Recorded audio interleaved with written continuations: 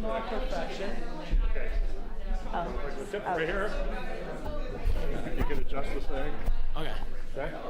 Swell. Well, I have a computer in front of me with my presentation. Oh, did you already show it? Yeah. He's gonna win. I hope so. I believe in him. Okay. Well, you'll be able to see right there, Will. Because you're talking to us, not the audience. I saw you at the... So you can, like, if you don't have something... Do we have like a laser pointer or anything? Or no? It won't be, this is gonna be on there. But if you do the laser pointer on there, that's the old-fashioned. All the fun events. Then keep on the screen one. Okay. They're meeting. On the left-hand side at the bottom, you'll see the green dot. Just kind of call out where it is. We're getting lots of comments. My son is here.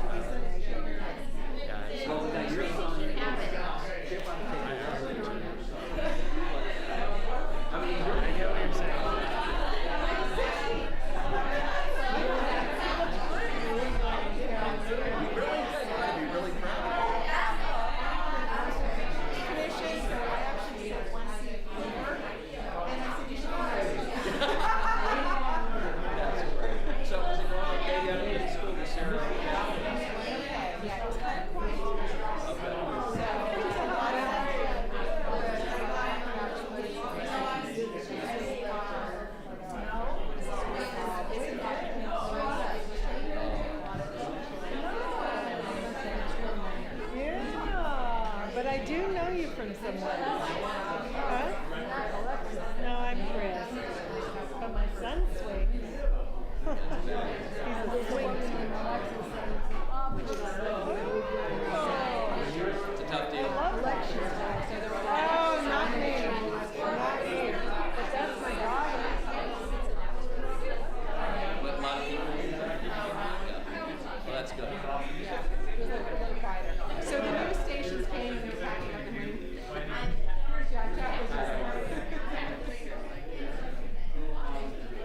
Okay, so I'm in the way now.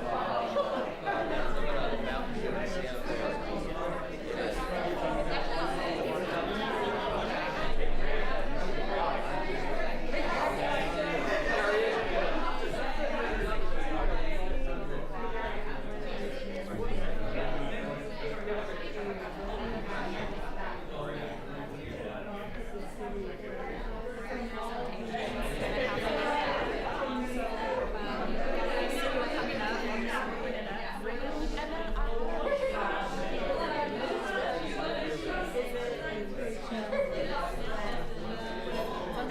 me see.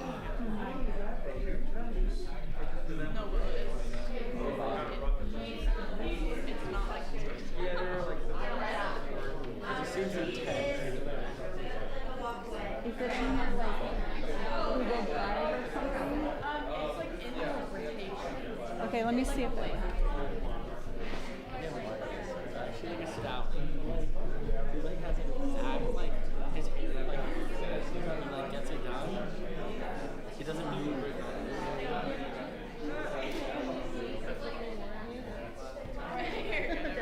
Which slide am I on?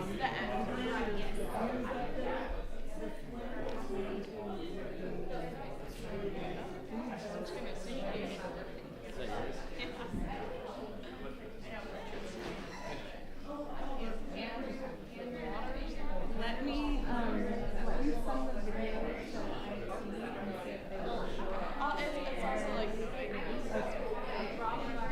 and see if they will show up. It's also like my husband. Well, no. I was gonna hear a video at the end of the show. No. I couldn't roast out.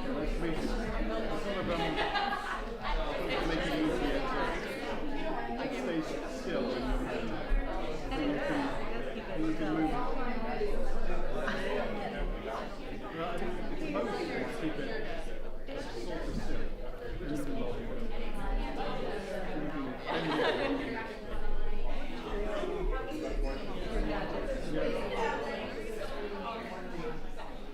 Are these seats being reserved for anyone?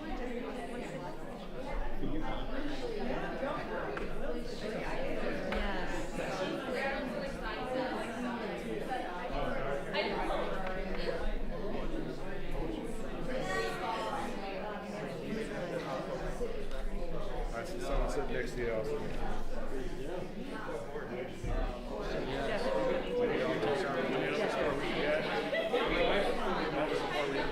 Absolutely. How is work? Crazy busy. Last year, Tosin was public works director. So she got promoted. I don't know. Promoted from team. Less fun. I think so too. So, Just someone she got here, but today. Sorry. There's nowhere to park.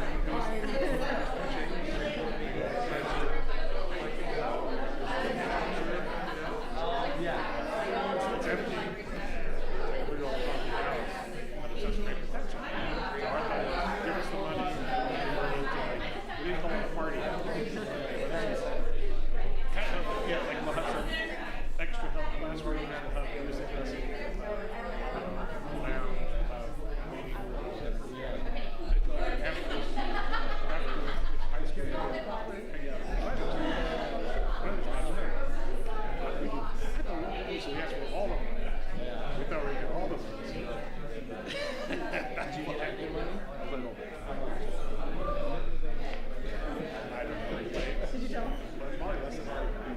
Because all the other people are saying good stuff too. So the council.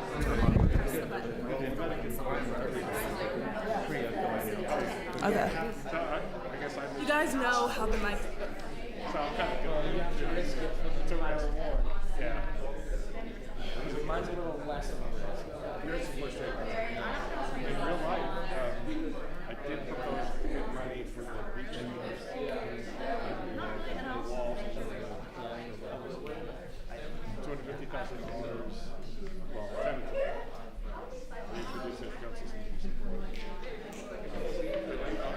And that's just to get the whole. All this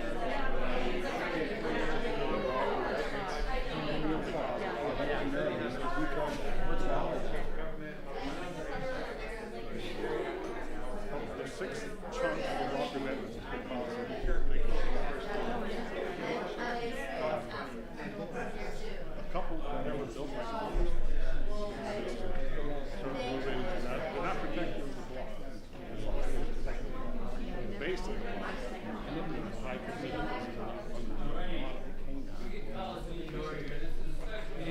Carmel-by-the-Sea City Council.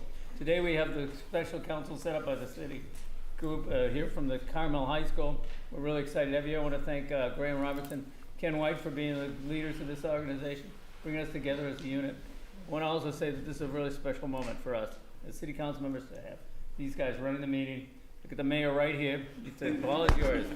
Okay? It's all in your court. All right. It is now 7:03 p.m. on Wednesday, April 19, 2023, and the City of Carmel-by-the-Sea will call this meeting to order. City Clerk, would you please give us a roll call? Thank you, Madam Mayor. Councilmember Homan? Here. Councilmember Kelly? Here. Councilmember Schneider? Here. Mayor Pro Tem Johnston? Here. Mayor Ladakun? Here. We have a quorum. Thank you, Ms. Chisholm. Councilmember Homan, would you please lead us in the Pledge of Allegiance? Absolutely. Please rise and face the flag. I pledge allegiance to the flag of the United States of America and to the republic for which it stands, one nation, under God, indivisible, with liberty and justice for all.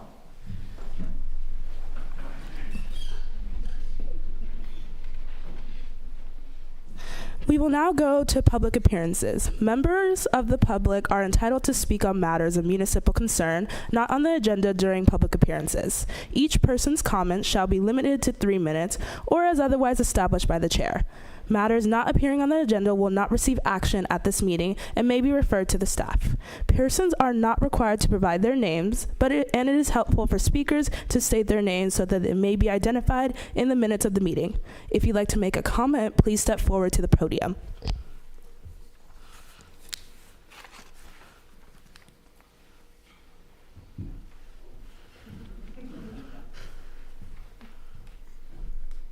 Madam Mayor and council members, I'm Ken White, I'm a resident. I think it's time we consider the youth in the community and put a skateboard park in Devendorf Park. Thank you.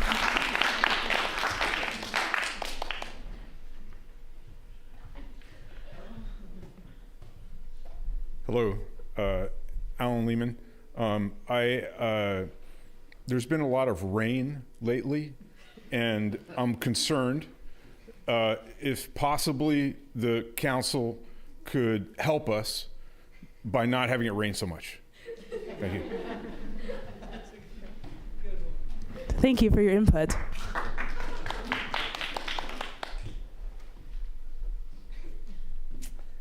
Hi, my name is Leslie, and I'm not a resident, but I come here a lot and I spend a lot of money in your shops. And I noticed that you have a lot of dogs on your beach, and they like to poop a lot.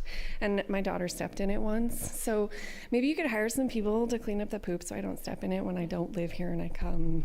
And then also, I was thinking I really like city clerks, and I thought if you could recommend maybe having a city clerk appreciation day one day of the year, because they're really important, and because I am a city clerk. And I also, I really like the environment, and I know that jet fuel really impacts the environment, so I'm thinking maybe you should consider a study on shutting down the Monterey Airport so it doesn't ruin our environment here that's so beautiful. Okay, thanks. Thank you, Leslie. We will take that into account.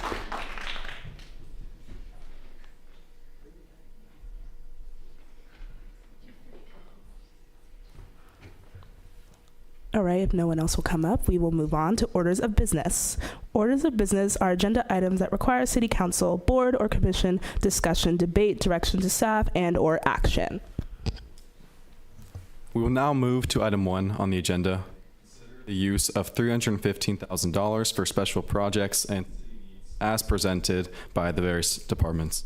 After hearing from the individual department heads, the council will deliberate, and then the mayor will open public comment.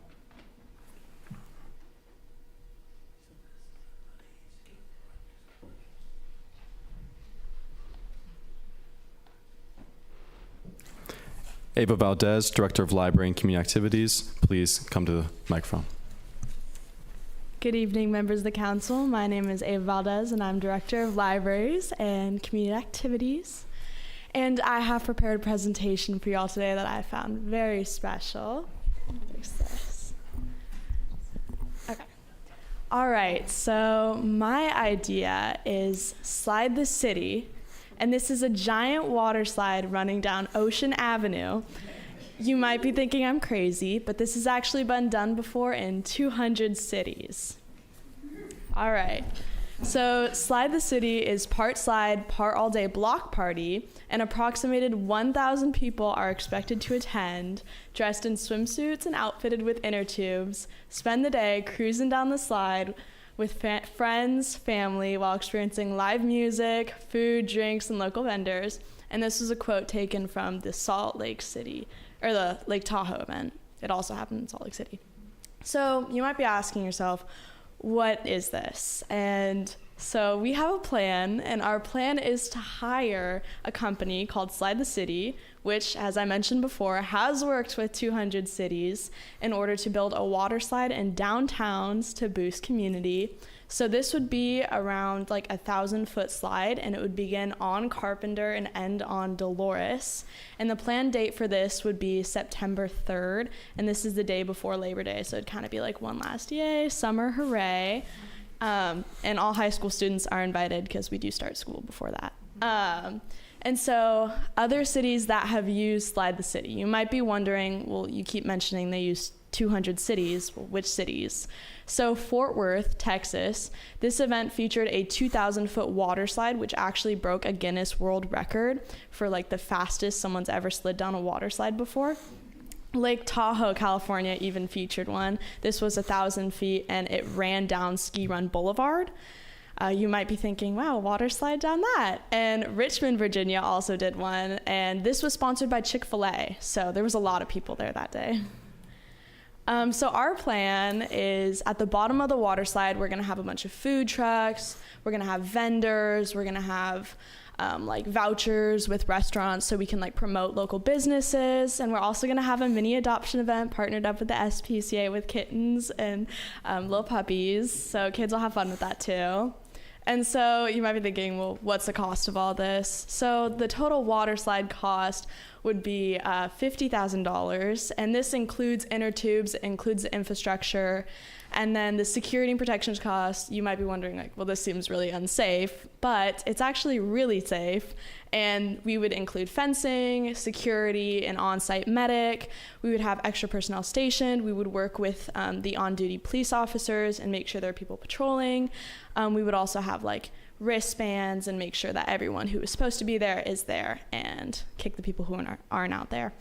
And this would cost $50,000. And so then the other cost would be $20,000, and this would be like food trucks, games, like local bands, and then like we'd working with the restaurants to get vouchers and all that. So you're wondering, so how does one sign up for this? Because I know I'm going to see everyone here at that. So we actually have 4 ticket options. We have the single slide use, which is one use during your time allotted. So we're going to have like different times you can sign up for. It's going to be like 2-hour slots. So one use is going to be $15. The 2 slide use is going to be $20. And this just means you can ride it twice. The triple slide use is going to be $25. If you'll notice, it just goes up by $5 each time. And this is going to be that's going to be 3-time use, and then the all-inclusive is going to be 2 times on the slide, and then just you get all the food and all that. And you will have to sign terms and conditions on the purchase ticket and a liability form. And so you might be wondering, so how are we going to park everyone, right? So we're thinking party buses from Carmel High School, and we'll just bus you down there. It's just like a 1-block walk, but some people can't make that, so we're going to get party buses. And so you might be thinking, well, environmental. The water actually recirculates, and we're getting the water from a natural spring. So there's no bad side. And I did get a video, but we can't access the video, unfortunately. But anyways, that is what the slide would look like. Any questions? I have a question. Miss Valdez. Yes. As a longtime resident of this town, I am well aware that Carpenter to Dolores is quite the steep hill, and I am worried about the speed and velocity in which people will achieve, and that I think that's quite dangerous. So we actually already had people like look at the safety of it, and the speed which they would go would be okay speed. You wouldn't just fly off. And they've done this in like more steep areas, so I'm confident no one's gonna fly off. Ms. Valdez, I assume this sort of event would be planned for a fairly sunny day, and I might become a little thirsty. Is it potable water? Will I be able to drink this water on my water slide adventure?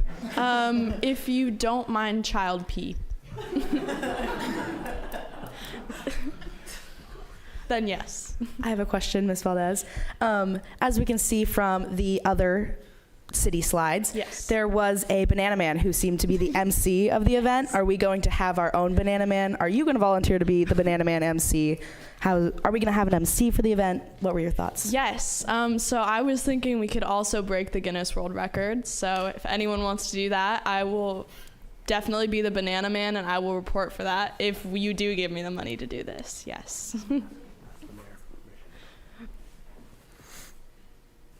I have another question, Ms. Valdez. You said the high school would be used as parking. We can barely hold ourselves. Is there another location that you have thought of for parking? So we do have like time allotted slots, so it's not going to be like all 1,000 people at once. But if we need to, we can expand into Carmel Middle School as well. They park for the marathon there all the time. I have a brief question. Are people from outside of the city of Carmel, say for instance, students from PG High School, allowed to participate in this event? Yes, we might charge more though. Oh, and I almost forgot to add, all of the revenue from this event will go to the Carmel Foundation, which is a nonprofit. Yes, almost forgot to put that there. I have a question here. What are the typical show-outs for these kind of events? In other words, how much of the $120,000 are we expected to be getting back? And how often do you plan to hold this? Will it be an annual thing, or? If it goes well, then an annual event, which it will be an annual event because it's going to be a hit. So in Dallas-Fort Worth, they had like 1,000-person turnout, but honestly, it just depends on how much we advertise it and like how low we keep the prices. So I do think we will make back all the money that we spend on it, but it will be going to charity and not back to us.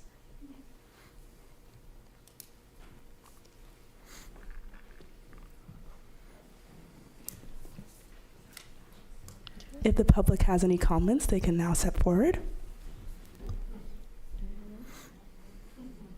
None? Okay.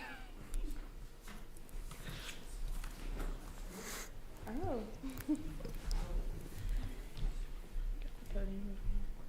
Hi, I'm wondering if there's any age limitations to participating in such event. Those people look like adults, but I have young children, and I'm wondering if it would be safe to have my young children on the slide at the same time when there are adults sliding. So to answer that comment, we were thinking about doing a 5-year and over. Majority of the events had like a 5 years and above. We're allowed to ride the slide, but we were also bouncing around the idea of having like being able to ride in your parents' lap. But it is a little steep, so maybe not doing that. Child might fly out. So I think 5 years and older.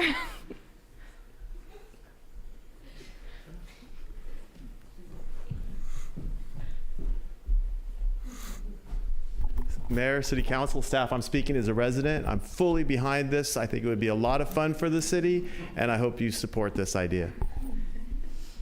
I agree with him.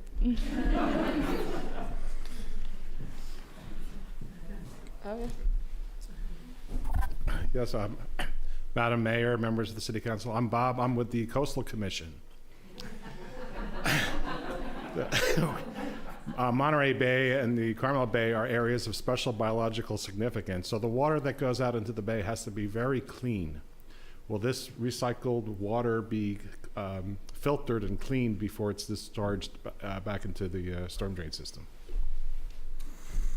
Yes, it will. We didn't our idea wasn't directly to just put it back into system. We want to like filter it and make sure it's clean and take all of the dirtiness out of it.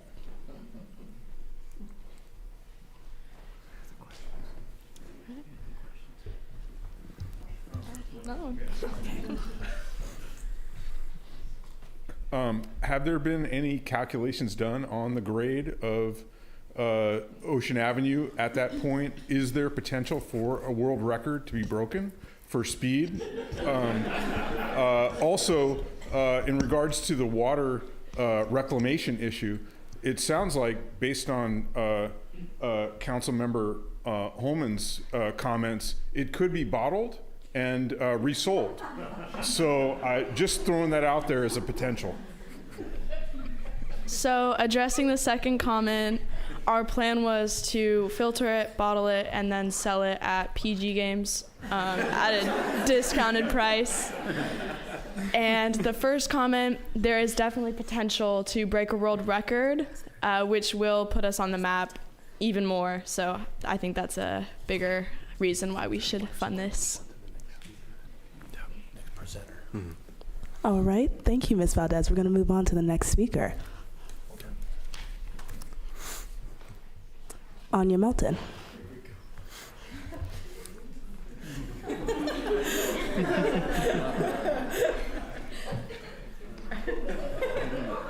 Sorry, it's a little big.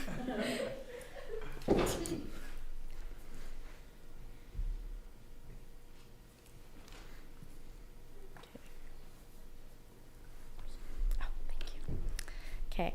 Hi, I'm Anya Melton, and I am representing the Information Systems and Network Manager. And my presentation isn't as fun, but still. Okay, so an overview. Due to the increase in storms in Carmel, many power lines and trees have fallen, and electricity and power can go out for days, or as we've seen, weeks at a time, closing down businesses and schools and all of that. And so if we took our budget towards installing underground conduits, it would help resolve the threat of power lines in downtown Carmel and increase safety. And then here's what it looks like. Okay. And then some background is that the Romans actually used conduits in ancient Rome for aqueducts, and we still use many of these today, and they last like thousands of years. So, problem. So it poses as a big fire risk from power lines.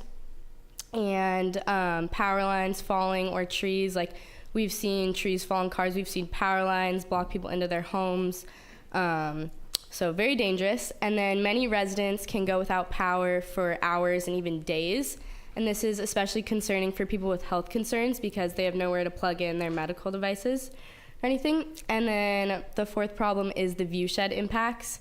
It poses a big threat to kind of the aesthetics of Carmel. Like, I know we don't have lamps or lighting at night because of the aesthetics, so it kind of reduces the property value of a lot of places. And then the objective would be to install the facilities needed to wire underground communication and power lines along a stretch of Taurus between the back of Vista Lobos and proceeding down Taurus to allow for the eventual undergrounding of all power line poles between Ocean and 3rd Avenue and connecting all of the city facilities between Vista Lobos and Devendorf Park. And then here's a little place to show you where the dangerous power line poles are and then where they're on the map. And then here's some local examples. That's a photo of my friend's house where a power line blocked her into her house for like, how many days was it? 3 days. And then the highway that where a power line fell, I know we didn't have school for a couple days because of that. Okay, so benefits of the project. It allows direct connection between emergency services, so like the fire department and the police department and emergency operator center, and then permanent connectivity between potentially 5 city properties, so Vista Lobos Police Department, Public Works, Park Branch, and Devendorf Park. This could also be a great leasable asset that could generate long-term income. So I know like Comcast might want to use these to make some profit, and this would help us to make profit off of that, or like AT&T too for establishing Comcast TV or whatnot. And then, like I said earlier, it's potential for reducing overhead blight. So power lines are not the prettiest. And then it could also be a good necessary like potential for a future outdoor Wi-Fi project. So then that could be like the start of our little pilot project, but we could also propose a citywide conduit system, which would allow for low impact, environmentally friendly commercial uses. And then it would allow for much easier site selecting for any approved wireless facilities because we don't have the danger of these power lines. And then it could also bring more competition to the local internet market, which would be great for Carmel. Okay, so the process, I put first design and engineering, and then permitting and planning. We have to run it through the city and all the county and get all the permits, and then constructing. So the guesstimated cost, which was the data was provided by city staff, would be between $229,800 to $278,000.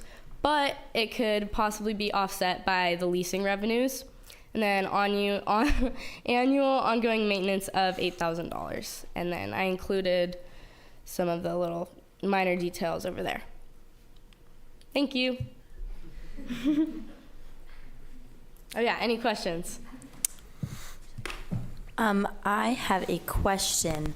Do you have any knowledge of how long the construction would take to install some of these conduits, and would it be very invasive to our beautiful, lovely, poorly paved roads here? I have to look into that, but I am aware that it could be a little invasive to roads and traffic. However, I know that with all of the power lines and stuff that have been blocking the streets off recently, that's posed a really big safety issue. And I think that the safety of our community members should be put first, and it would have a more long-time positive impact than the negative short-time impacts that we have right now. For the ongoing maintenance of $8,000, who will that work to fall to? Will we contract that maintenance to an exterior contractor, or have members or city employees complete such tasks? I will have to look into that as well, but I'm not sure. Within the cost that you laid out for us, did you include hiring costs of how many more people we'd have to hire for this to go through? And if I may request, could we actually go back and see that slide? Yeah, so PG&E engineering, $15,000. I'm not 100% sure if that includes hiring people, but I assume it is included.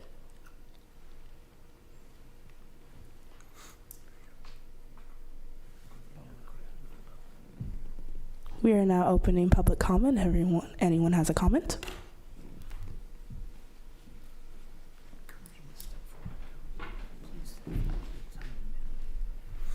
I am very concerned about this. I have lived here 40 years. 40 years I've been a resident here, and I am a staunch member of the California Wildlife Association. Do you guys know about electromagnetic fields?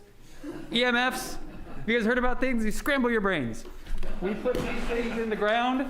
We scramble the brains of all the critters that live in the ground. She's got to wear a hard hat to come up here to talk to you about these things. What are we doing? We're killing the critters.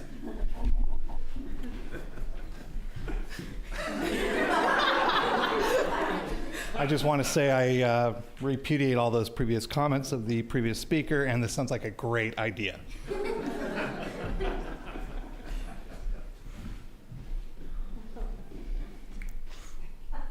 Hi, I'm Leslie. Thank you again for letting me speak on this item first. Hi, City Clerk. Okay, super fan. Okay, I think maybe you're addressing the problem from the wrong angle. So you're having trees that are knocking down power lines. I really think instead of just undergrounding the power lines, why not just get rid of the trees? They're causing the problem, right? So I'm a taxpayer. I pay sales tax, not property tax. And I don't think your taxpayer money is it's going to be so much less to take down all the trees. And then the dogs aren't going to want to walk around and pee and poop everywhere. And my daughter will not step in it. So I just really think save the taxpayer money, cut down all the trees. Your power will never go out again. It's a win-win, and my daughter won't step on poop. It's a win-win.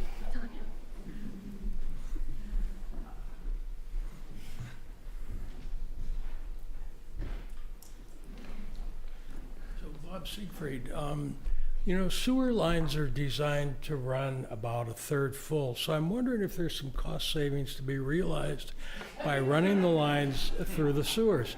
It may raise maintenance costs some, but it's worth a try.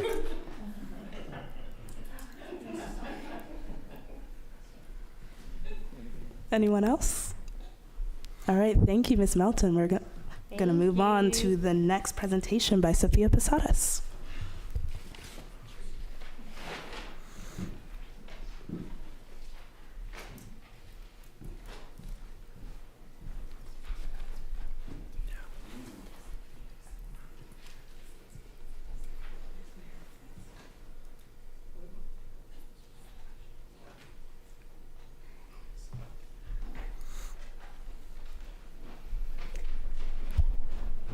Hello, I am Sophia Posadas, and I am representing Assistant City Administrator.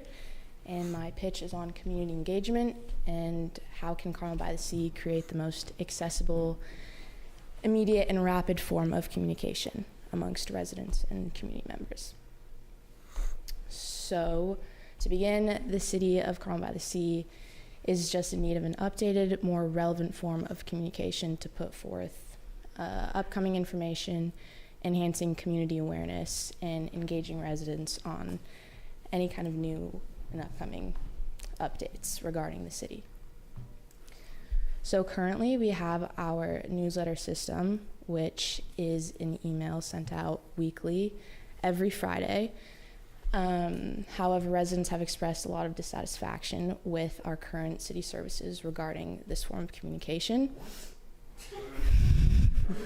Just because it is outdated, and as we are living in a world where technology is revolutionizing and lots of new ideas are being created, I think we should update our form of communication with the times, just to pose as a reachable platform that people can receive rapid information more quickly. So to pivot from the newsletter, I think we should take a look at social media and transferring from the newsletter to finding a social media app or a text messaging system that puts forth information about what's going on in our community and town to keep residents informed. This change, again, is necessary just for a more fluid form of communication. I think a prime example of when we could have used a new form of communication through a social media app was regarding the storm surges in January and March. We experienced a lot of rapid changes regarding weather, trees and power lines being down, highways being closed, streets being closed, and evacuation orders being put into effect. And just having a form of communication that sent out updates and informed residents on what was going on in town would have been beneficial. I think that seeing a change in communication just would be a lot more beneficial to have, because notifications via text messaging or social media apps like Instagram are checked more regularly than someone's email. How I would achieve this is requesting $25,000 for a consultant service to gather resident feedback. The purpose would be to conduct a survey on city satisfaction with our city services regarding communication. And from there we can assess what changes need to be made in order to consider everyone's opinions and thoughts on what communication platforms work best for them. So a step-by-step process includes first requesting $25,000 from the city to implement this new social media plan. Step 2 would be hiring the survey consultant to come to Carmel, conducting the survey and sampling a well-diversified group of residents to get their input and see what type of platform they prefer for updates and notifications regarding information in the city. With that data, we can come to a decision and conclude which app we would like to put forth. And then step 4 would be educating the residents and community members on how to sign up and register for this new social media performance. And this is the total cost, including the informational survey. And that is all. Questions? I have a question, Ms. Posadas. Yes. If the power is out from the wires being down or whatever it is, how would people access it? Wi-Fi is very important, and so is power to accessing these social media websites. Yeah. What's Well, the... I know at Carmel High School, we have a text messaging system that sends out alerts and updates, and when power was out for us, we were still alerted on school cancellations. So I think a system similar to the one we have at Carmel High School would be beneficial, and yeah, I think that would work for Wi-Fi. Yes. So I was just wondering how this survey will be conducted. I know you said you would hire a consultant, but if they would just go door to door or downtown or what? Probably an online survey that residents can fill out, and we would just create a form for community members to fill out online. And for older residents who don't have access to online, how would they access this survey? I think printing out a copied version and handing out copies in the city in popular places where it's easy to find them would be an alternative. Thank you. I have a question. I was wondering if you would be hiring someone to be in charge of sending the updates, or if you would take on that role, or just have a team so that one person wasn't handling all of the communication. I think a whole community or communication team would be the best way to go about that. Another question. For the people that do not have access to the online survey, how are they going to access the new text information? Good question. I will have to get back to you on that one, Maya. I just want to say I didn't expect this betrayal from the Assistant State Administrator tonight. I thought my Friday letters were well received by the public. Sorry.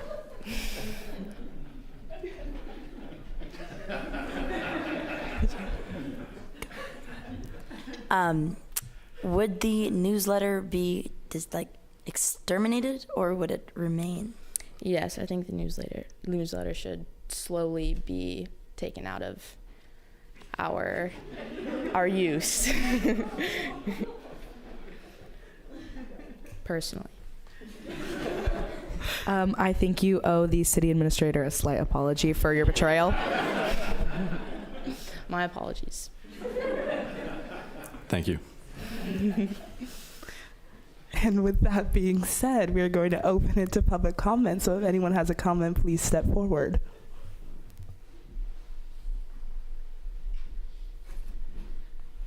So knowing some of the technology challenges that we have, here in Carmel-by-the-Sea with people not having access to internet or text, have you considered as part of your communications plan one of those vans with the megaphones on top that can just drive around town and give the announcements out to everybody, especially when the power is out? I think that would be helpful, even before council meetings, to remind people we're doing a budget hearing or something like that. Just wanted to put that out there.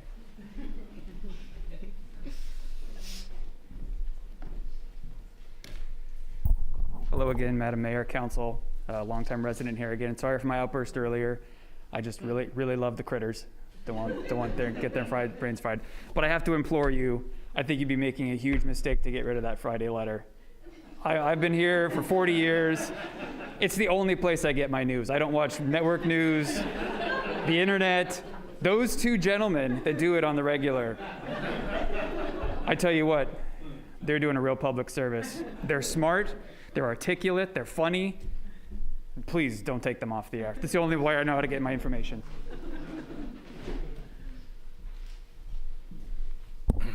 Yes, good evening, Council. My name is Robert. I've changed my name recently.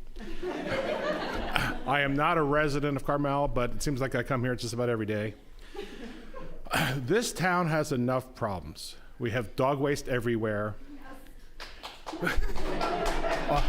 Almost all the trees have been knocked down. Power lines are out. Gosh, some of our buildings were built by the ancient Romans, according to one of the last speakers. I think the last thing we need is a communication plan that's going to be taken over by communist China. I think we should just keep the problems that we have and try to mitigate those before we start dealing with the communist Chinese government. Thank you.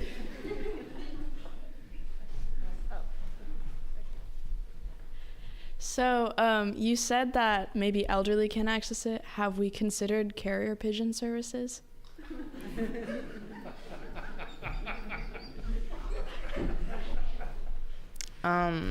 We have not.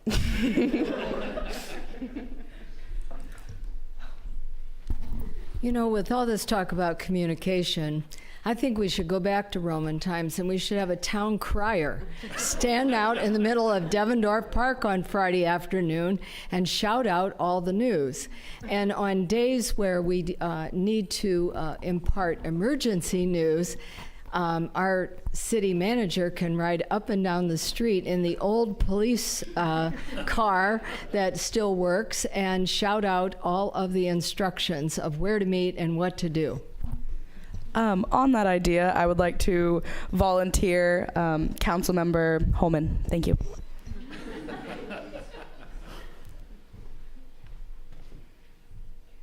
Well, this has been a shock to me. I had no idea I was living amongst so many Luddites.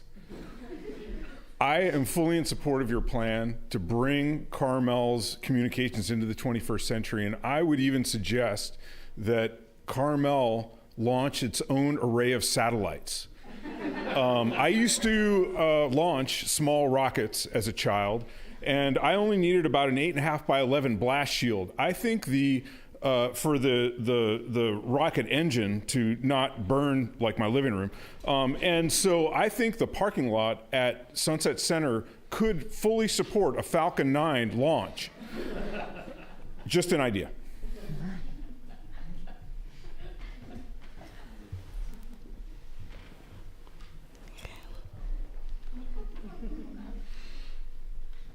Hi there. I just wanted to know if your communication section would have information about pets.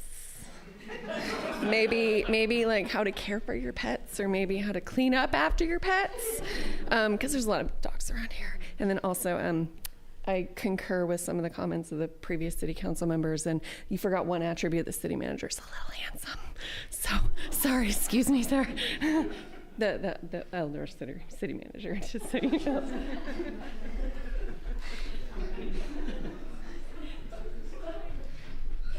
I would just like to make one comment. The city manager is my son, so. Let's keep it professional.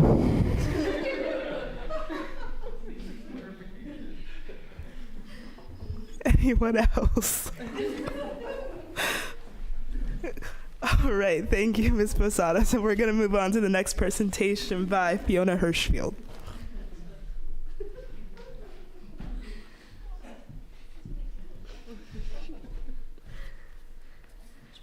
I'm the business license.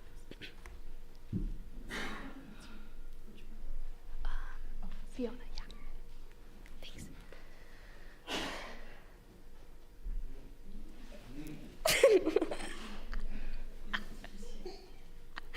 Okay. Perfect. Thanks. My name is Fiona Hirschfield, and I am representing the accountant. So this presentation is about business licenses and how our process is a little outdated in terms of the modern technology. So the current process right now is, well, the finance department handles in and about licenses. Basically, the applicant fills out or picks up the application, fills it out, and then either has to physically turn it into City Hall or send it through mail. And as of now, it is not possible to submit an application online. So what's this issue? We've been understaffed since COVID. And the renewing business license is very labor intensive. It takes about 3 months from the beginning of June until August. And throughout the entire year, there's late payments that come in. So it's a year-round process. Instead of sending out these worksheets via the actual mail, we should be doing it through email. This would make it much more efficient for our employees, but also much more efficient for our applicants, as it is a much easier process to send it in. So we also have the city community planning and building department, and they handle a different type of licenses. In their model, they have 2 other options in addition to the physically turning it in option.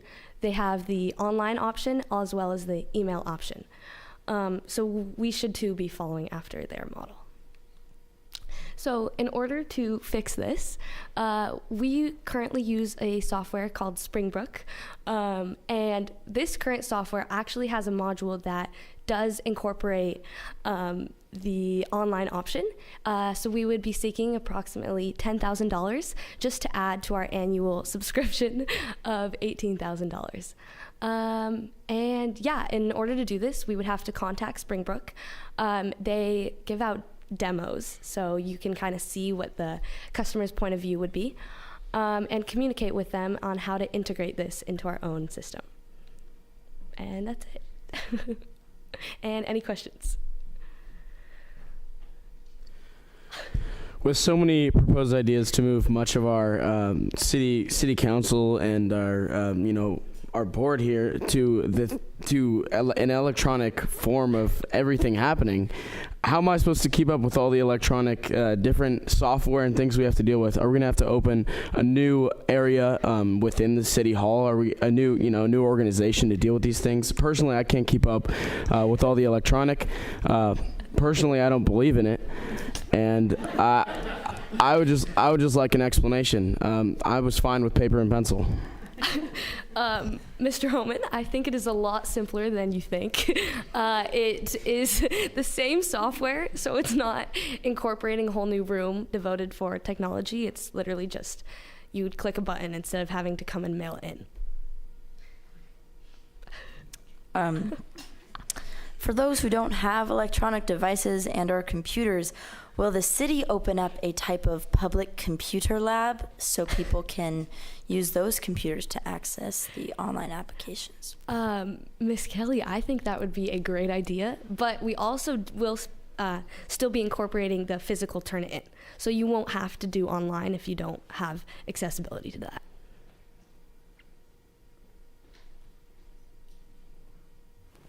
No other questions. All right, we're going to open public comment. So if anyone has a comment, please step forward.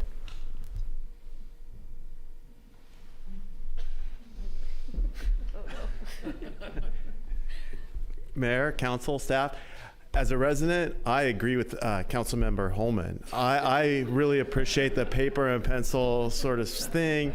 Too much electronics, it really gets confusing. So thank you. I support Mr. Holman's idea. Just looking out for the residents. Hi there. I'm a former city employee. I'm now retired, which is great. And I helped with the business license process, and I had to file a workers' comp claim from the number of paper cuts that I got filing the business licenses. So I'm in full support of this system.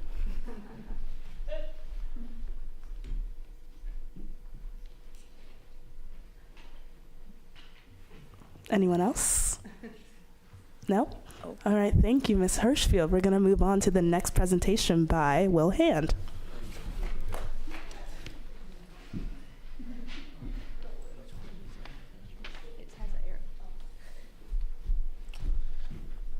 Good evening, City Council members. I'm Will Hand, Director of Public Works. Yeah, we'll stand up. I would like to begin my presentation today by taking a look at our famous Carmel Beach that is behind you. Many of you guys remember your first time on the beach, your swims, your sunbathes, but not many of you guys remember how you actually got there. Maybe you drove, maybe you walked, but you had to at least get onto the beach. So, what's wrong? Well, our stairs are failing us now. They've always seemed like a pillar of strength on our beach, but the weathering and, as you know, the big storms have come and they are starting to wither away. And sorry, that back. Am I holding this upside down? I am.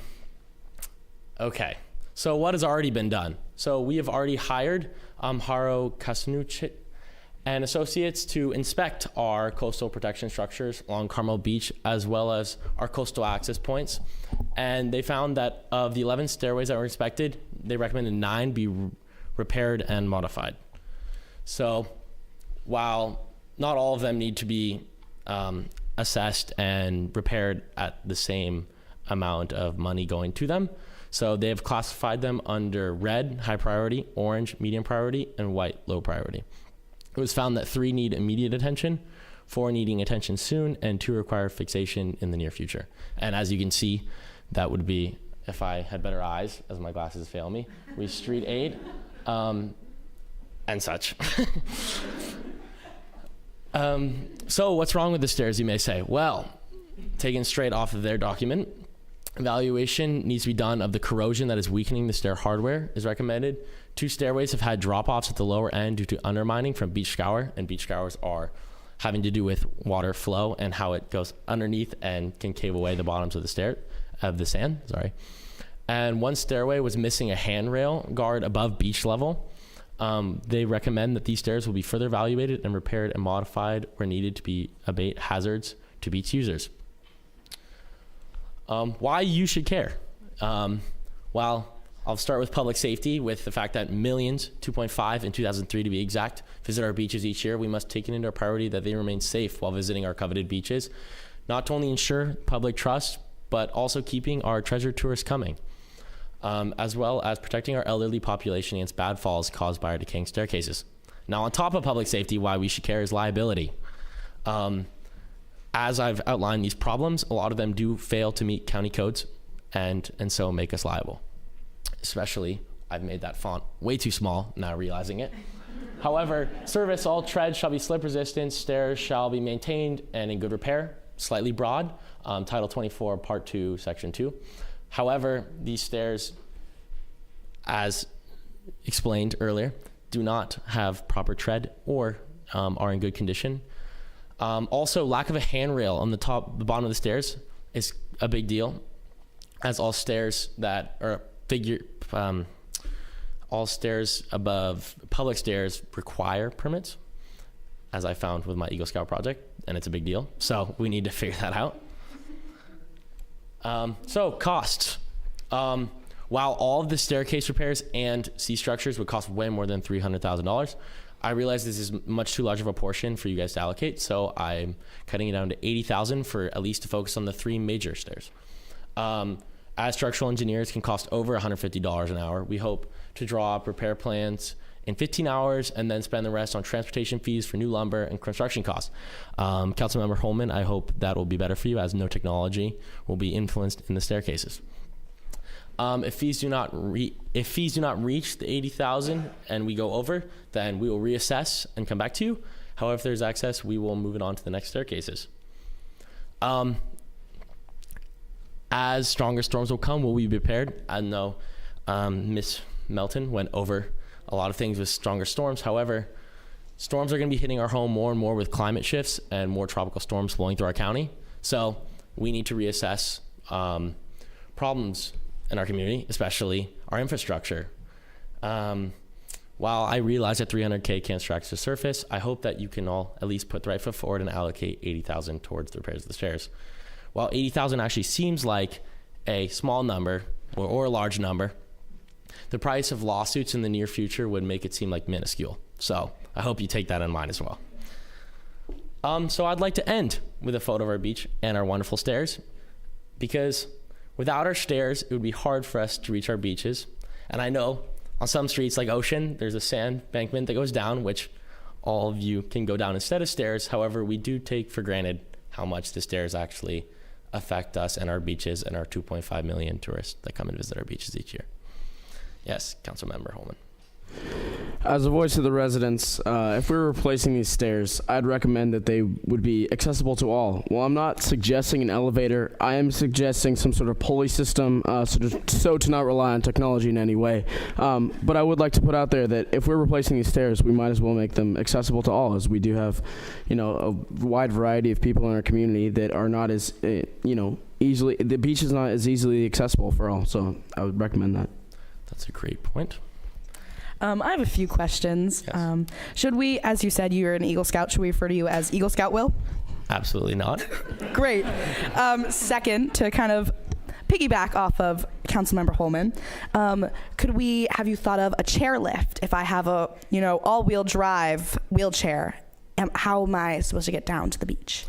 I believe there are handicap accessible areas for stairways on the beach, not the ones that have been highlighted. However, we will bring it into consideration with a intricate pulley system, maybe hydraulics, or like those things in dams with water, like the trout streams, the trout ladders. We're figuring that one out as well. So great. I have one more. If we do happen to choose your project, will you get glasses that do not fail you? That is all. While I'd like to follow your budget, I might come up and ask for a new pair of glasses in the near future, and we will reassess that as well. So my next presentation might be on that as well.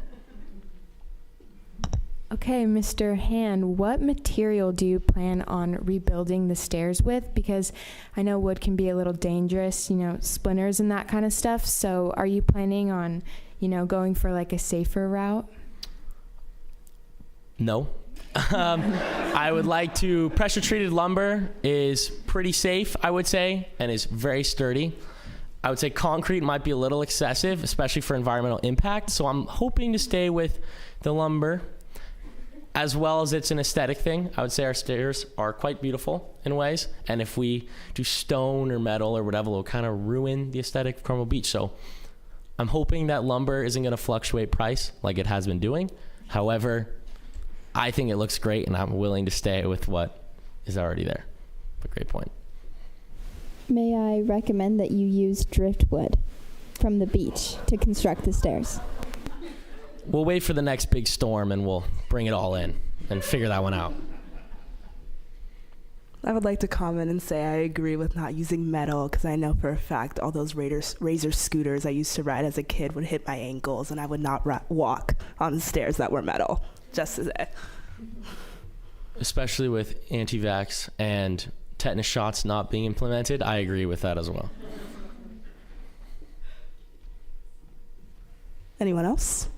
All right, we're going to open it for public comment, and if you have a comment, please step forward.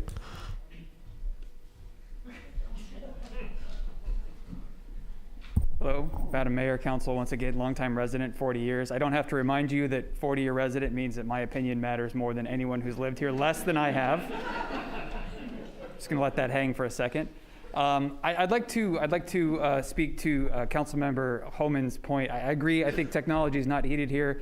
The council may want to consider combining two of the items in front of you tonight. I think perhaps water slides are a non-technology answer for getting down to the beach. Perhaps those two items could be combined with each other. Thank you for taking that into consideration. And thank you for hiring your new Public Works Director, Eagle Scout Public Works Director. The last chucklehead was a real wild card, so thank you very much. As much as we'd love to have slides, what goes down must also come back up, and otherwise. So we're still figuring out that one as well. Hi, council members. As an insurance agent, I agree with Will.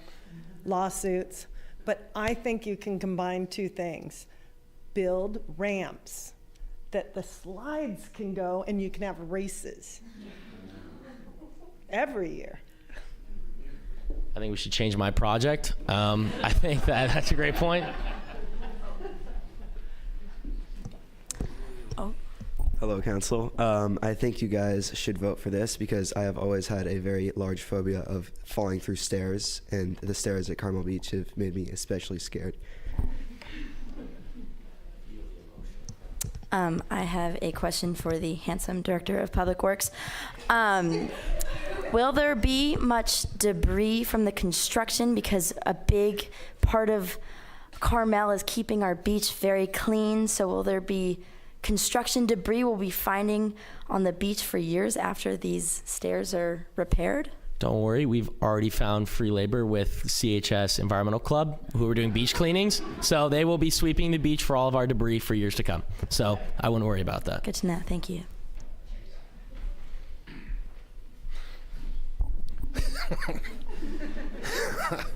I'm Bob again with the Coastal Commission.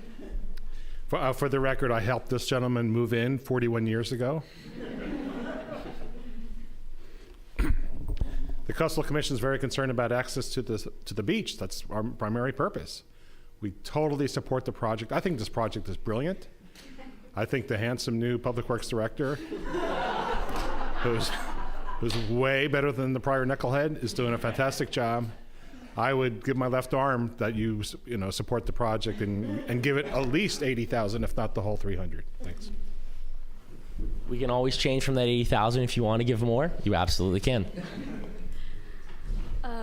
I'm a big fan of natural selection, and I feel if you can't jump from the cliff dwellings down to the beach, you shouldn't be allowed on the beach.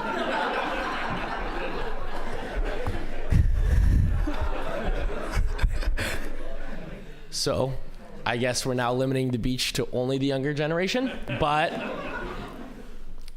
I guess CHS is taking over. So anyone else? It was such a good presentation. Thank you so much, Eagle Scout Hone. Just for the record, I don't trust tall people or redheads. Being a redhead, I can say I can't trust them. Do you blue eyes? Because I don't trust blue-eyed people either. Okay. First of all, Mayor Pro Tem Johnston, was it? I think Driftwood is so aesthetic. So totally do that. Pulley levers, though, I like your creativity. You're thinking outside the box. But I know, the coastal environment is very harsh and it can erode things very quickly. And I'm concerned that the pulley lever system will become squeaky. And I'm wondering if maybe the council would consider commissioning a study on the sound, just because, to make sure it's below certain decibel levels, because I think that might impact some of your residents. I don't live here. Sound pollution. I use your beach. Yes, sound pollution is a very big deal. Yeah. And we have people who pay lots of money for their house, so we want to make sure they get to sleep well, quietly. So, and also, again, I really feel taxpayer money should be used very wisely. So, you're an Eagle Scout, right? Scout project. One thing I didn't hear about your proposed, and I know I usually have 3 minutes, so just cut me off if I'm going over time. I have a huge list. Okay. One of the things you said, you're going to make handrails and steps and stuff. Well, you did not talk about dog waste stations, because I also have seen dog poop on the stairs. And I'm also thinking that your dog waste stations, they blend with the environment. So you should put a little bit of money into it for making colors, bright colors, because there's also people, they pretend like they pick it up and then they leave the bag on the beach and then it just blends and it looks like seaweed and then you step on it. So I would consider adding into your budget brightly colored. Maybe you could have a youth art competition to design the designs on the waste paper stations. Oh, good. I'm still 2 minutes and 20 seconds left. Thank you so much. Pressure treated lumber. I'm sorry. I'm almost done. I'm halfway through. Pressure treated lumber is illegal to dispose now. So I know, as the construction happens, please don't bury it on the beach because you can't throw it away. That's illegal. Okay, fine. I'll let you go. But thank you. Good idea, but I don't trust you. But that's okay. Thank you. Thank you, everyone, for your work. I can address a few of these points. About the noise, as Carmel gets older and older, I see this as a solving problem. But as well as the pressure-treated lumber can be turned into sawdust. I know it has some chemicals that keeps bugs out, but I don't see that as not being allowed on playgrounds. So we'll see. We'll figure that one out. I would like you to address the waste bin point. Thank you very much. Okay. I've been avoiding it, but I think we can create big traffic cones and just put them everywhere that say dog poop, and just I see this as a huge problem in our community, as we've had people talking about it. So I think this is a different discussion, and we can bring this back up. I don't know how much it has to do with stairs, but we'll go with it. Would the rest of the money that is not what you're requesting, could it go to this project? Absolutely. To the bins? Great. I have another question. In the wintertime, during those winter beaches, there are many of these lovely staircases that just stop, and then there's like a 5-foot jump, and I am, as much as natural selection was presented, is there a possibility that the stairs could be dug in deeper, so when the beaches diminish, no one will have to jump down and everyone can still access the beach? Absolutely. And as was in the evaluation, this is a problem, and we will be addressing it, absolutely, because there is no landing zones, which are also required by code. So yes, we will be addressing this as well. I just want to address the elephant in the room here.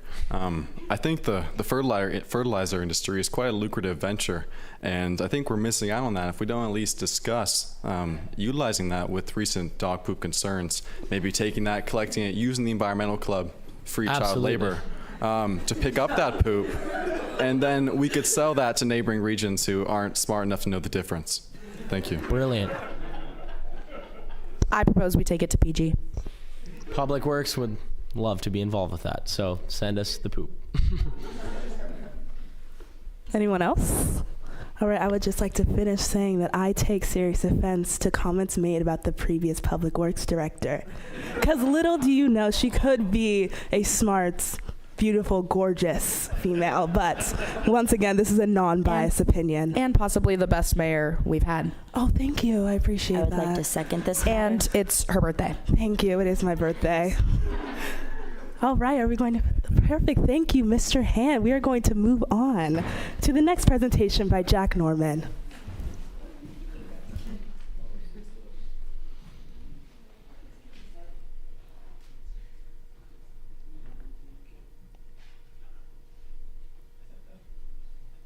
Okay.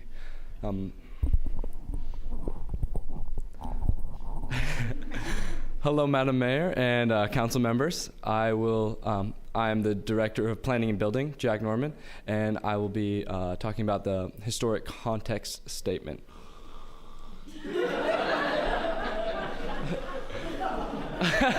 Please refrain from any comments made until the presentation is over. Thank you, Madam Mayor. I appreciate that. A little civil decency. The historic context statement is a technical document that basically outlines the history of Carmel-by-the-Sea and documents the physical history that allows us to understand what an incredible city we are. And it is linked with tangible historic resources through the concept of property types, and it's organized usually by theme, place, and time. So here's one of our incredible buildings that was documented in the last one. So the purpose of this statement is to provide a framework for identifying historic resources and understanding the significance of these resources, and being able to register those historic resources. Another amazing historic resource. And so our recommendation is to approve $80,000 to be included in the community planning and building fiscal year 23-24 operating budget for phase 2 of the Carmel Historic Context Statement update. And so another incredible historic building. And so this project was started in 1997 to address the history of Carmel. And it has been updated multiple times. The most recent is in 2022 by the Past Consultants LLC. And so each time they've expanded this, they've expanded the time that and as well as the level of detail to include a more comprehensive identification of the valuable history of Carmel. And so in 2022, one of the things that past consultants did that really helped transform the document was adding visual aids to make it a visual document that's more interactive and interesting for people who want to access it. And here's another of our amazing historical buildings. And so really the importance of this is that having this document allows us to understand the historical significance of many of the physical properties that we have in Carmel. And so it's this history that has laid the foundation of the unique culture which tourists have been able to experience. And so it is this culture that draws over 8 million tourists to Carmel each year. And so by expanding and creating these more comprehensive guidelines, we can make sure that the historical features of our city are preserved and ensure that the future of our city coincides with the valuable past that we have been able to protect. And so the historic context statement is kind of a guidebook to the past, allowing us to preserve and protect the historic resources that we have in our incredible and, storied history of Carmel. So, and it allows us also to address the foundational level of the historical significance criteria. So there are three levels basically of these guidelines: federal, state, and local. And so we are the building block, the lowest level of this this historic of understanding the history. So we are able to protect this local history, which allows us to receive state and federal recognition for these historic properties and physical things that we have in Carmel-by-the-Sea. So here's another one of those properties which we would love to protect.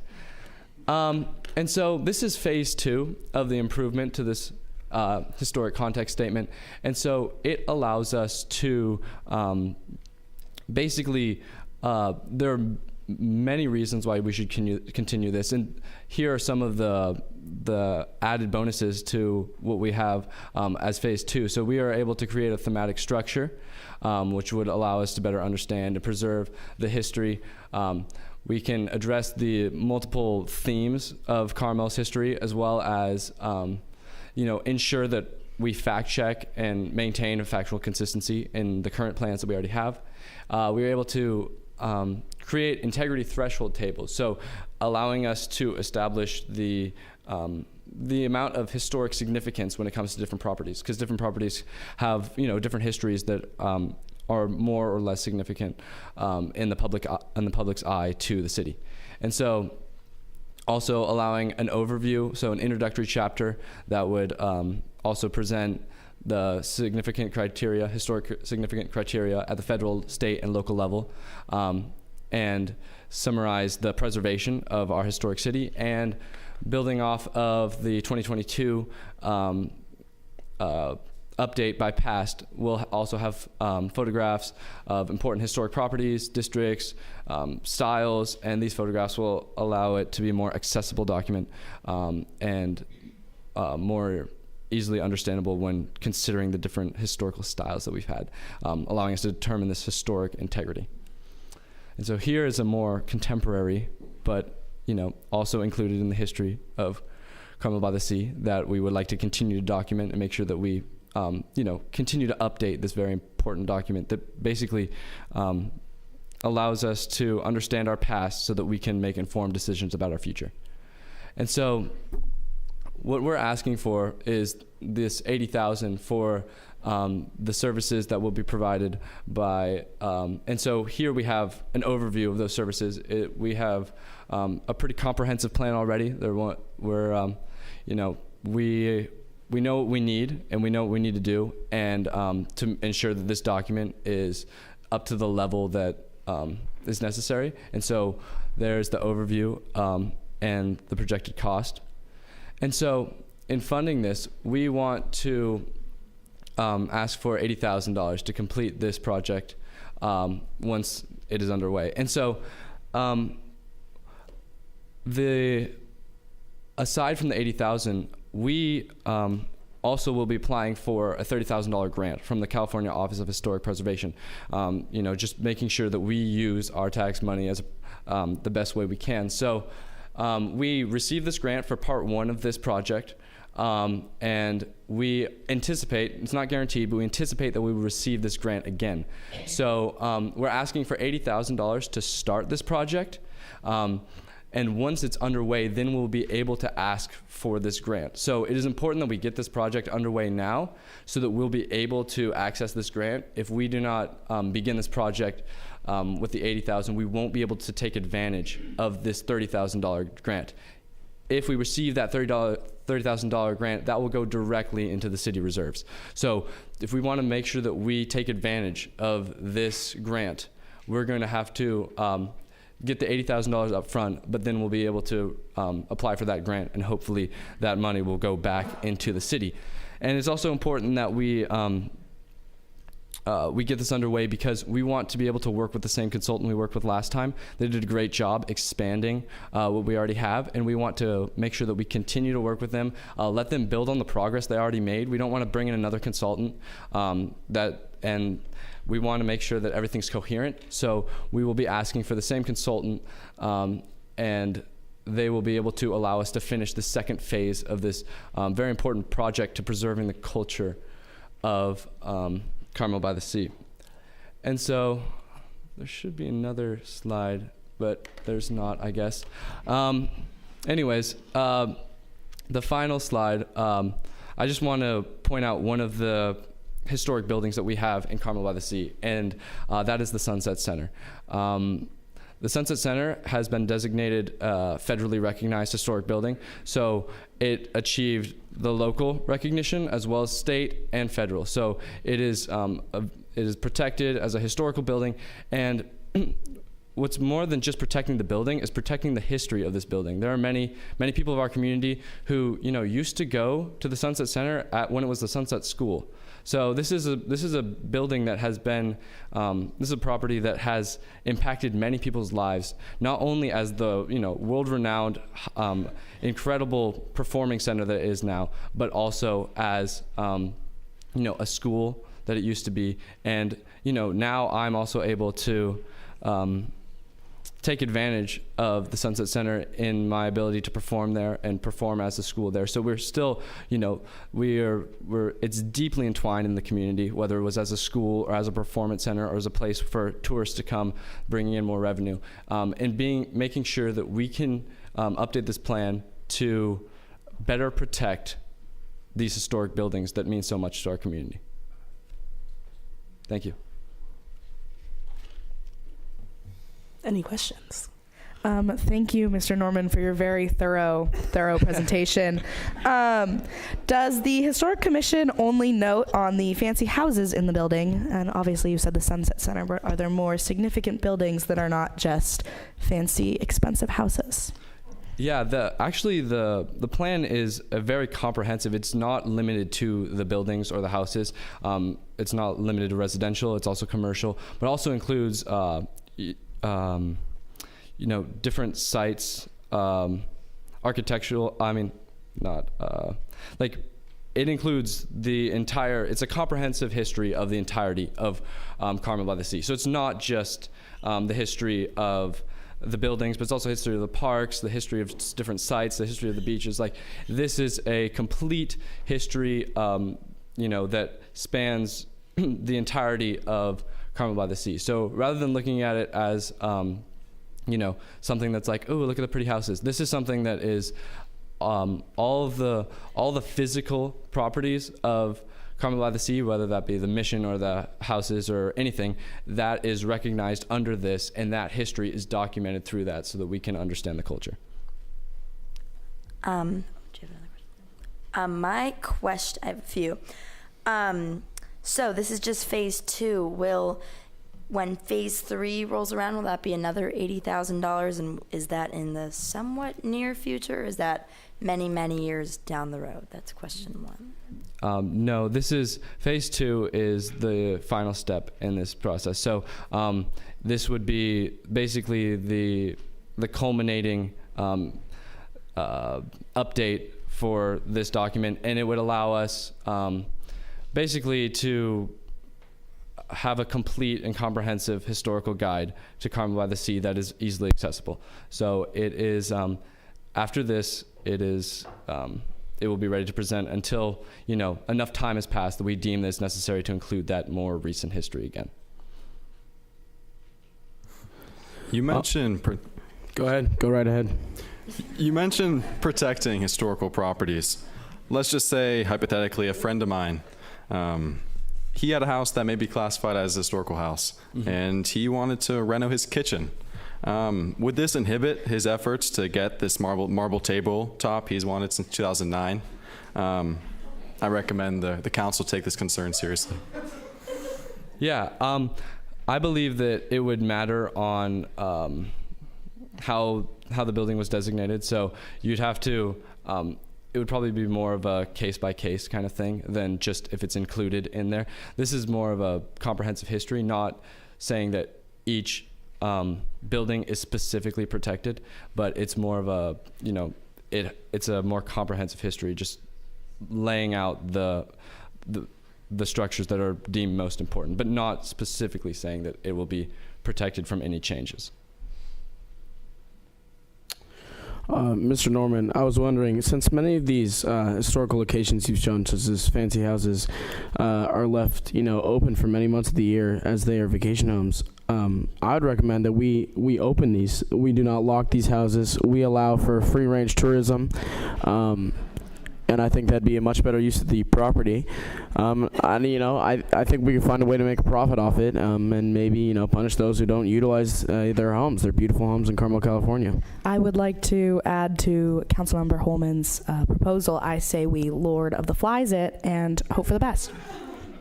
I would like to also add to Mr. Holman's proposal and suggest that we include frozen yogurt machines in each house to give the residents of Carmel something that they've been long robbed of. Do you possibly have a plan for that? And how long would it take to implement them? Oh goodness, I'd probably have to talk to Ms. Mayor about that. CEO of Mayo Frozen Yogurt, but I'm sure she'd be pretty interested in such a business proposition. But of course, if these houses are protected under the historic, in their historic designation, then I do not believe we would be allowing free-range Lord of the Flies tourism in these historic houses. I have another question, not as exciting as that one. Where does this historical context statement reside? I don't know where it is. Where can you find this? I can send you the PDF after if you want. So this isn't more accessible to the community? I believe that's what the goal of this is to make it a document that's more accessible to the community, and it's in its approachability, especially including more documentation and just I'd mentioned how they had worked to include more visual aids, so allowing that to make it something that's more accessible to the public.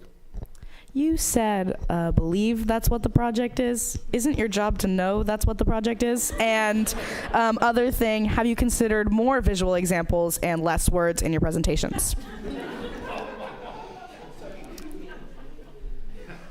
Thank you. I'll consider that for the next presentation. I suggest making some kind of website where this thing with the historical context statement lives, and maybe working with some of your fellow coworkers in their website and social media endeavors to make that happen. I believe it is accessible on the website. So I have a question, if I may. I just am wondering how many properties, how many areas in this town are actually going to be added to this? And if so, is there an age significance? Because you did show us a picture that seemed like a very modern house, and I'm not really sure how that shows the history, if it was built just a few years ago. Well, I think anything that, when it comes to, history doesn't have to be distant history. We can study We can study history. History is anything that's happened before. And so something that affects whenever a new building's put in, there's going to be history to that building. And consider that property was something before that. So there's a history to that. Sunset Center, it's a newer building, but it does have a very rich history. So just because a building looks more contemporary or it's a newer building, that doesn't mean it doesn't have a rich history. And those pictures were official pictures that were documented by the consultant group in phase 1. So each of those were determined to be historic buildings that were documented. So yes. So my friend actually just texted me before one of the Marble tabletop, and he said that a tree just fell in his house. Would the Historical Preservation Committee would be able to help him restore his house to its past beauty without any cost from him? Yeah, that is not at all how that works, but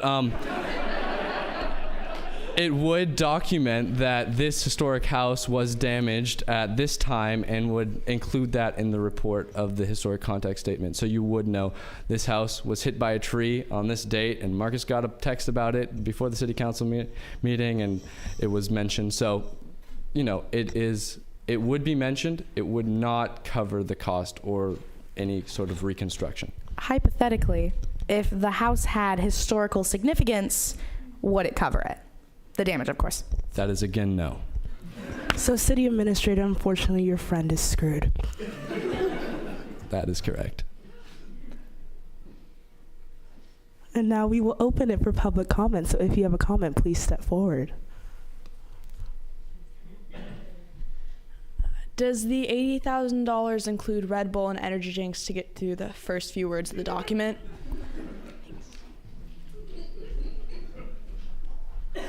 No. I think the costs were outlined pretty clearly on certain slide. If you want, I can go back to it, but I do not believe it included Red Bull. Oh, it's not projecting anymore, but you guys, there it is. I'll look over it again, but I do not see any Red Bull costs. Okay, yeah, there is no Red Bull cost. I believe if we move forward with this plan, we should allocate that into the budget, and that will be your job to allocate it into the budget. Thank you, Mr. Norman.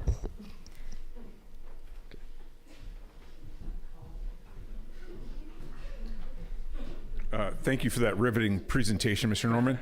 I was just wondering, you mentioned that the historical context of other areas besides the buildings would be included in the study. Would perhaps the stairs be included? I don't see why not. I think that, the stairs are definitely something. And if we're going to replace them, I think that should be documented in the history of the physical history of Carmel-by-the-Sea. So, yes. Just a brief question. Will these documents be provided in paper? There will be no technology whatsoever involved, Harper. Yeah.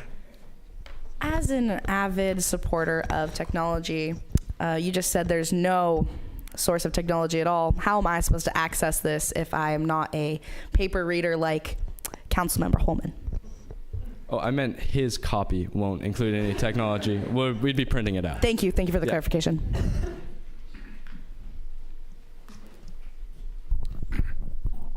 My name is Harry. If the council decides to proceed with this document, I would suggest that we put it to its best use. Use it for the base of the stairs.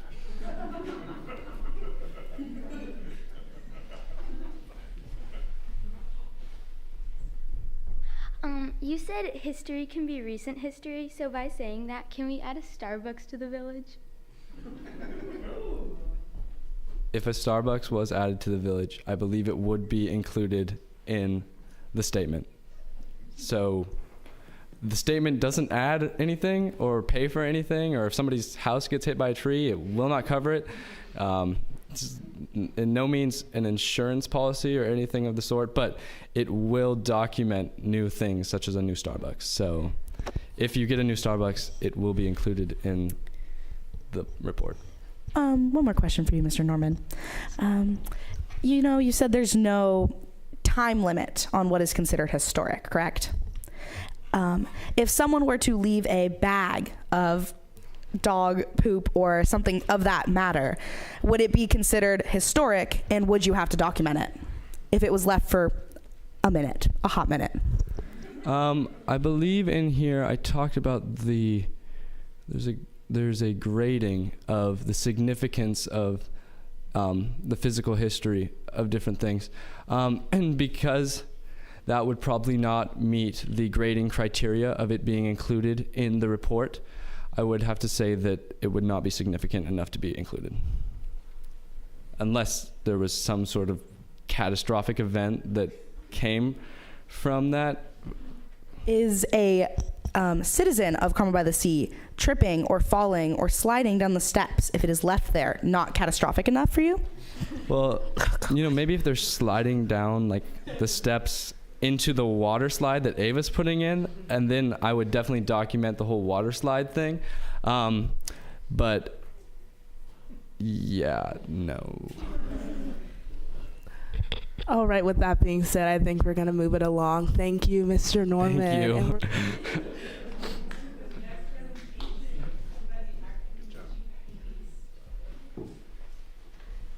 Oh, it wasn't on. Hello, Ms. Mayor, council members, and staff. I do not have a presentation to show on the screen here, so I will just be talking tonight. I would like to allocate $35,000 out of the $300,000 fund for a national night out of sorts in Carmel-by-the-Sea, specifically right outside the front of the police station.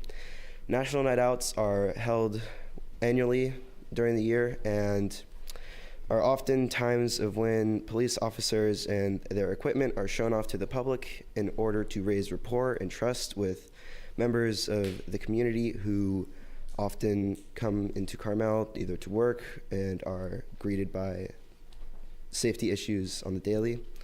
It is also to inspire children. Children can come and take merchandise, which is part of what the $35,000 would be used for, to take free pencils to school that have Carmel Police Department emblems on them, as well as shirts, bracelets, and other small, I guess you could say, knackets and whatnot.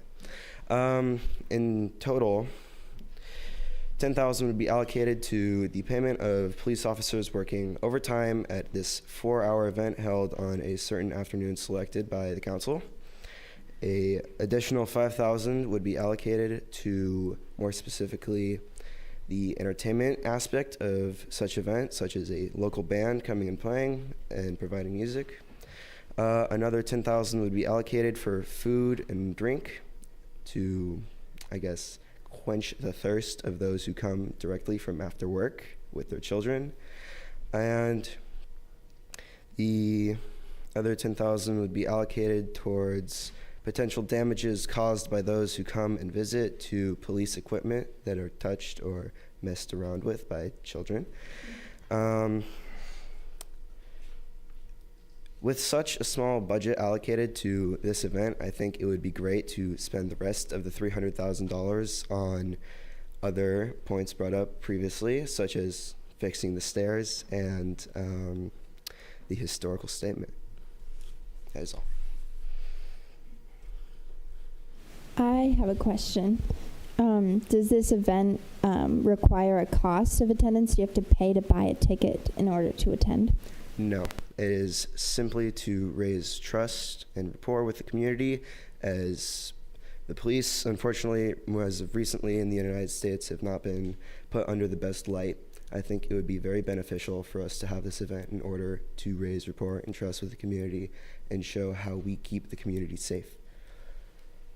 Mr. Rodriguez, you said there would be live entertainment. Have you considered the astonishing Carmel High School band, Bubba Pickens? No. I would recommend you consider that. Thank you. I will look into it. I second that. Mr. Rodriguez, when you were talking about showing off the equipment or sort of the things the police officers do, would this include like things like tasers, driving the police cars? Like what? Just could you like enlighten me on what it means to show off the equipment? Like what would people be attracted to come see? So this is more specifically another part of the entertainment for this event, but what we would be doing is opening the police cars we currently have, while of course an officer is near the car in order to make sure nothing is stolen or the car itself is stolen. We have other pieces of equipment that are not specifically vehicles, things like tasers, and obviously we're going to keep guns out of range of people grabbing them, but tasers would and could potentially be shown off to the public by shooting them at a dummy that we purchased with the $35,000. Have you considered a live subject for the taser demonstration? Maybe. I'll get back to you on that one. I would like to volunteer Councilmember Holman for that live demonstration. Thank you. I second that. No objection. I'll ask him about it and see if he's willing to do it. I third that. Should we just vote on it right now and see if we should get... I think we should take a vote on it right now. I think that it's unanimous. Raise your hand if you would like Councilmember Holman. Not until I've seen anything on paper. All right, I see that's a majority of the council. I think we should have him do it the next time we hold a national night out. All right, with that being said, I'm going to open it to public comment. So if you have a comment, please step forward. For the band, have we considered Tame Impala? Putting that out there. No. Have you considered any bands, Mr. Rodriguez? Yes. Okay. Hi, council members. I'm wondering if National Night Out is on a specific date or a specific time of the year that ours would need to be in line with other national recognition of the event. There is no specific day that a national night out can be held on, so whatever day the police department finds to be selectable for such an event to happen in the afternoon, while there is a lot of the Carmel community currently in town. Times like, I'd say the last week of June are selectable because people are normally coming back to town, specifically parents with their kids before school after traveling for the summer. And I wouldn't say during the winter, but that is also a selectable time because of the fact that many of the residents of Carmel are back in town from traveling when the year and the environment is normally warmer. If I may, is this event at night or is it like during the day, for example? Because I mean, there's a lot of applications. We have flashlights. There's lights on the police cars. I think at night would make it even more fun. Unfortunately, not. It is held during the afternoon into the evening. Also, I would like to point out that the use of such lights would be a use of technology, Mr. Hummon, and you seem to be especially against that. Take that, Mr. Holman.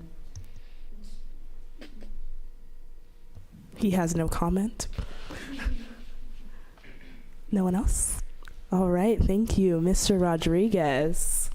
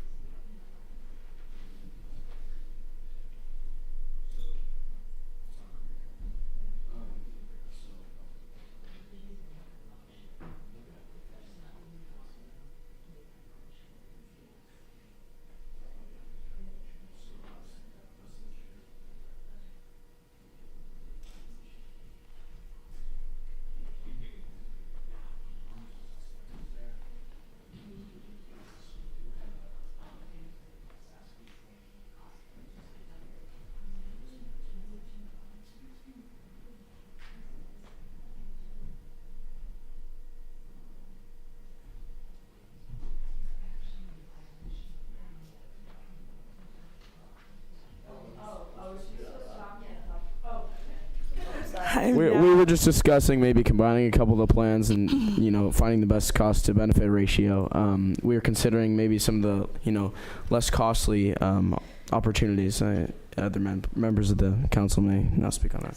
As of right now, I'm going to ask each council member what their preference is based on all of the presentations given. So, Council Member Schneider, what is your preference? My preference is Slide the City with slight adjustments, as well as the stair restoration project. Councilmember Kelly, what is your preference? I would like to piggyback Councilmember Schneider. I like the Slide the City idea with definitely some cutbacks a little bit, so we have some more room for also the stair restoration project, and throwing in possibly the historic context statement, along with smaller bits, possibly cutting down Ms. Hirschfield's and Ms. Posadas' statements, and also the National Night Out. I really appreciated Mrs. Melton's presentation. I thought it was really well done. While I do think it was very great, it is extremely expensive, so I think maybe it'd be pushed on to a later. Hopefully we've had all the storms we're going to have for this year. I would like to recommend definitely a cut in how much we spend on Slide the City, but I do think it's a viable idea. I also really liked the staircase idea as well as the business license idea, and I think working a couple of those in together would be very beneficial.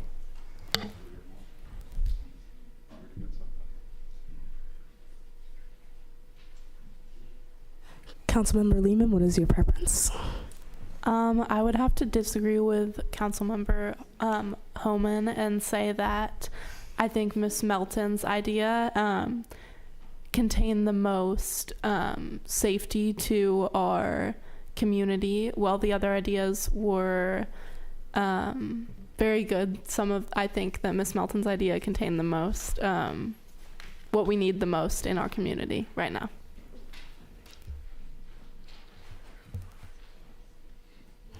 City Administrator Holman, or Mitchie, what is your preference? I think certainly the staircase proposal is of utmost urgency. Hearing from the inspection results that we should get that done with haste. So I recommend to the council that we certainly include that, at least for those 4 classified as red and hazardous. The proposition from Mr. Norman for the historical context statement, I believe that would also be a good implementation. I'm not sure if it would require $80,000, but that would be up to the council to decide. But maybe just do some further investigation as to where all those funds would be going if it really does need $80,000. The proposition from Mr. Rodriguez for National Night Out, I would advise the council that would be a great way to enhance trust with the public in the village's public service department. My only concern was that he mentioned that children could come and take merchandise. I'm just not sure if that includes police firearms, but that can be discussed by the council. I'll be keeping track of what these sums will be coming up to, and will provide the council any recommendations I think would be most pertinent to address during this meeting. I advise against the proposition brought forward by Ms. Melton. I just believe it's too costly for this budget. It would at least need to be brought down to be implemented. Those are my suggestions for now. Mayor Pro Tem Johnston, what is your preference? So based on my calculations that I've already done, I believe that we could do the National Night Out, the Slide the City project, and the stair project still with $80,000 remaining.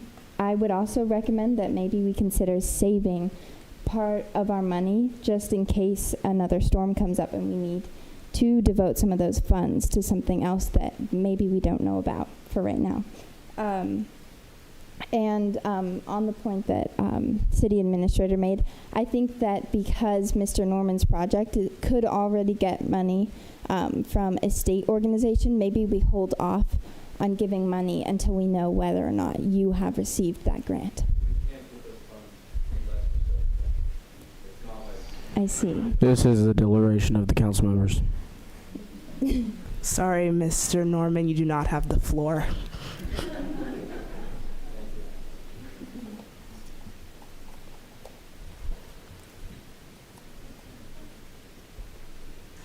Mayor Pro Tem Johnston's statement sounded like a motion. Do we have a second for that? Can the motion be repeated, please? Would you like me to repeat? Go right ahead. I will make a motion to approve the National Night Out project, the Slide the City project, and the public work repair project for the stairs, with $80,000 remaining in our reserves.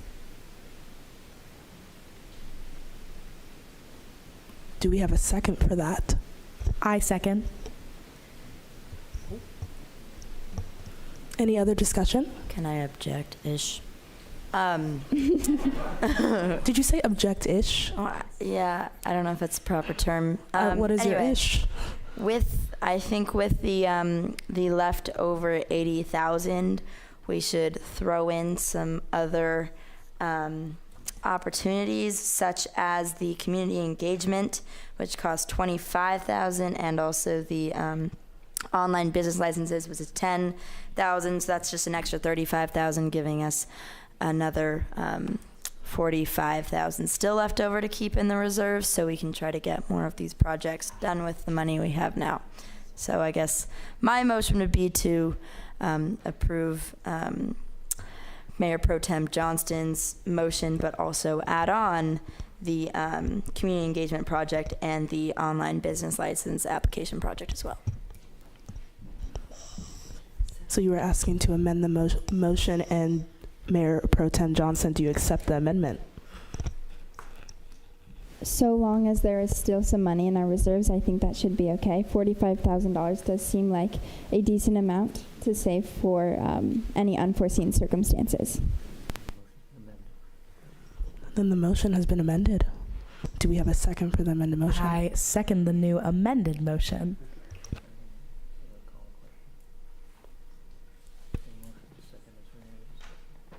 Is there any other discussion? All right, then I'm asking the city clerk for a roll call. Thank you, Madam Mayor. Councilmember Homan? No. Okay, good start. Councilmember Kelly? Yes. Okay. Councilmember Schneider? Yes.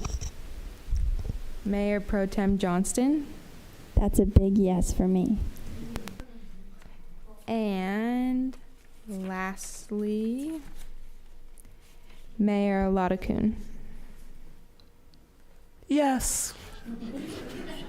Okay, motion carries. Future is female. All right, and that conducts our business. Sorry, Councilmember Homan, but it has been passed. And I thank you, everyone. We will adjourn this meeting at 8:45 p.m.